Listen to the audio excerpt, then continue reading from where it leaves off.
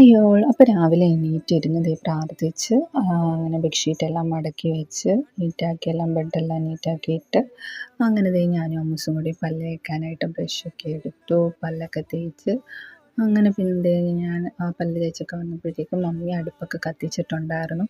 പിന്നെ ഞാൻ പാലൊക്കെ പോയി വാങ്ങിച്ചുകൊണ്ട് വന്ന് കോഫിയൊക്കെ ഉണ്ടാക്കി ഞാനും അമ്മൂസും കുടിച്ചു. അതിനുശേഷം ദേ എണീറ്റ് വന്നപ്പോൾ ദേ ഒരുമാതിരി വല്ലാത്തൊരു കാലാവസ്ഥയായിരുന്നു. മഴ ഇപ്പോൾ പെയ്യുമെന്നുള്ള രീതിയിൽ. പിന്നെ ഞാനാണെങ്കിൽ വാനിലപ്പൂ ഉണ്ടായിരുന്നു, അത് പരാഗണം ചെയ്തു. പിന്നെ അടിച്ചു വാരി, റൂമൊക്കെ അടിച്ചു വാരി, ബാക്കിയുള്ളവരുടെ എല്ലാം അടിച്ചു വാരി വൃത്തിയാക്കിക്കൊണ്ടിരിക്കുകയാണ്. അതിൻ്റെ ഇടയ്ക്ക് ഒരാൾ അവിടെ ഇവിടെ നിന്ന് എന്നെ ഇങ്ങനെ വിളിക്കുന്നു എടുക്കുന്നൊക്കെ ഉണ്ട്. പിന്നെ രാവിലെ ദോശയായിരുന്നു കേട്ടോ. അപ്പോൾ ദോശയ്ക്ക് കുറച്ച് മാവുണ്ടായിരുന്നു.